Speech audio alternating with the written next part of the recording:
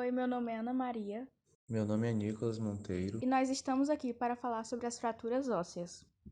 Classificação dos ossos. As características ósseas permitem sustentar e proteger as partes moles, além de ajudar na locomoção e no funcionamento mecânico dos membros. Os ossos podem ser classificados quanto à sua forma em ossos longos, que compõem a estrutura do esqueleto apendicular e se caracterizam por ter comprimento maior que a largura e a espessura. Ossos curtos, que apresentam três dimensões semelhantes, por exemplo, os ossos do carpo. Ossos chatos, que possuem função protetora, sendo comprimento e largura similares ou maiores que a espessura, como por exemplo o osso frontal do crânio. Ossos irregulares, que não apresentam relação entre duas dimensões, como as vértebras. Ossos sesamoides, que se desenvolvem dentro de tendões, como por exemplo a patela. Em todos os ossos do esqueleto adulto, existem dois tipos de estruturas que correspondem à macroestrutura do tecido ósseo. O osso cortical, que é uma massa densa e sólida com alguns canais microscópicos, que representa cerca de 80% da massa óssea, e ele forma a superfície externa de todos os ossos, e ele é responsável pelas funções de sustentação e proteção desempenhadas pelo esqueleto. E o outro é o osso trabecular, que representa 20% da massa óssea, sendo entrelaçamento de feixes de formato de placas e hastes denominadas trabéculas, encontradas na região interna dos ossos. O osso trabecular possui uma estrutura interna complexa de alta porosidade e é composto principalmente por cristais de hidroxiapatita embebidos em uma matriz de fibras de colágeno, que lhe confere rigidez. E o que são fraturas ósseas? As fraturas ósseas são resultados de sobrecargas no osso, que podem ser únicas ou múltiplas, com uma magnitude que excede o limite suportado.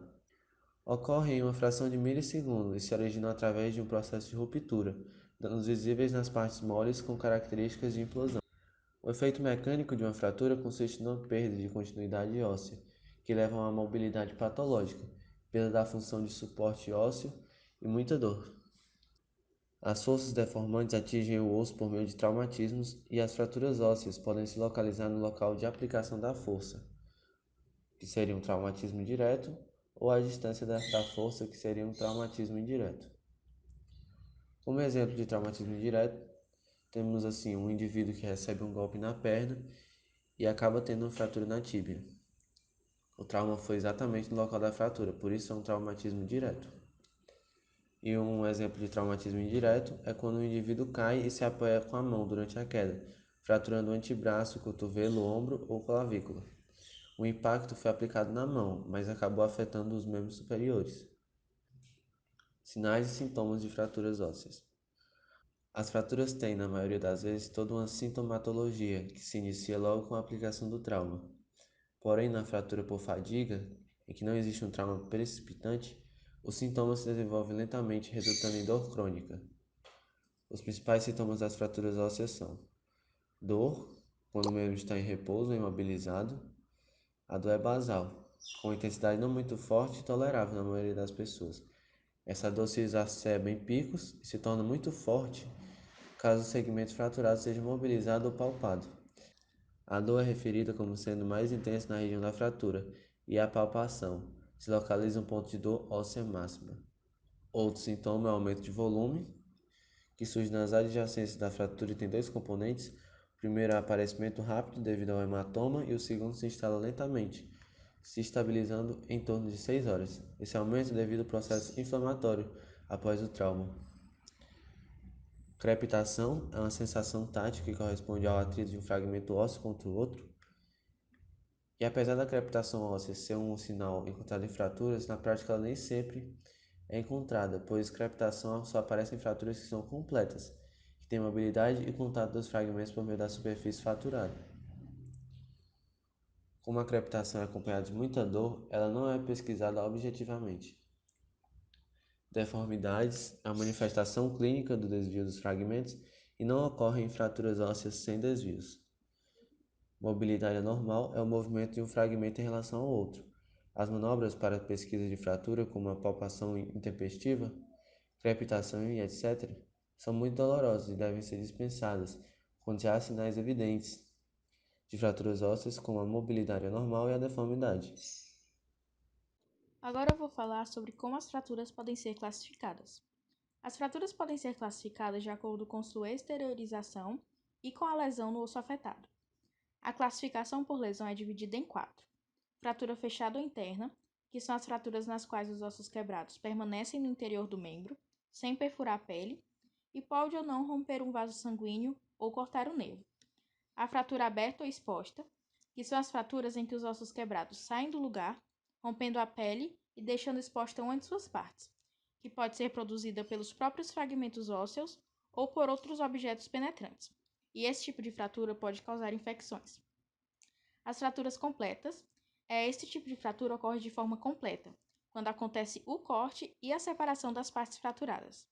As principais formas de fraturas ósseas completas são a fratura transversal, que ocorre em um ângulo quase reto em relação ao eixo longitudinal do osso, ou seja, quando o osso atravessa em uma linha mais ou menos reta.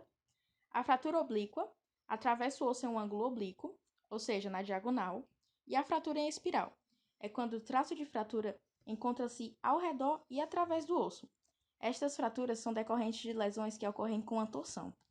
E a fratura em fissura ou incompleta são aquelas em que as bordas ósseas ainda estão muito próximas, e como se fosse uma rachadura ou fenda, e é mais comum em crianças. Já a classificação por exteriorização é dividida em 3.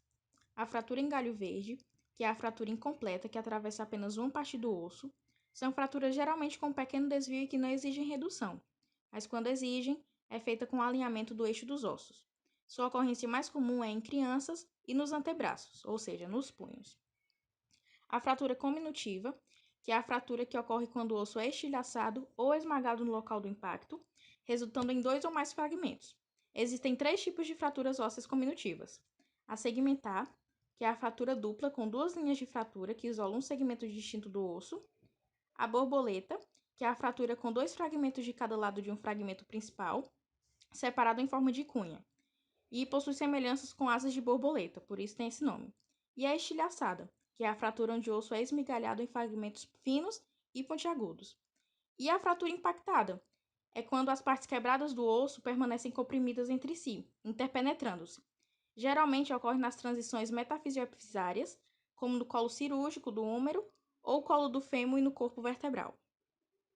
Agora, nós vamos falar sobre os primeiros socorros, ou seja, o que fazer em casos de fratura.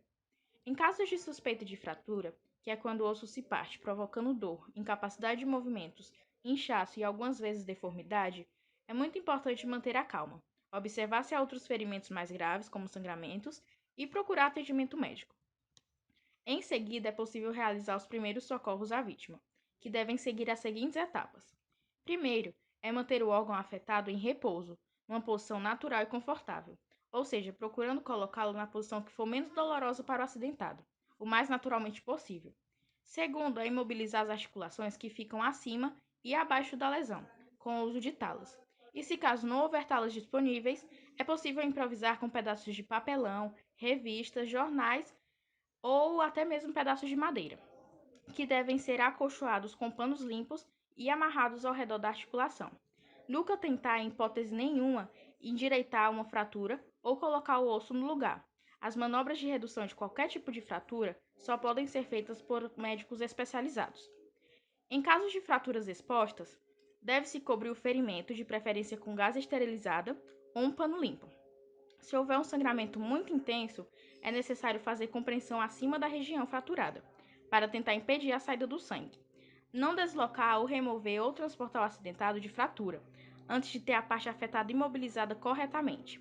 A única exceção a ser feita é para os casos em que o acidentado corre perigo iminente de vida. E por fim, o tratamento para as fraturas ósseas. Com o exame físico e radiografias, é possível avaliar e caracterizar as fraturas ósseas. Em termos de tratamento, geralmente, são utilizados 2 grandes caminhos, o conservador e o cirúrgico. Devem ser levadas também em consideração as características clínicas do paciente, como risco cirúrgico, profissão, idade e lado dominante.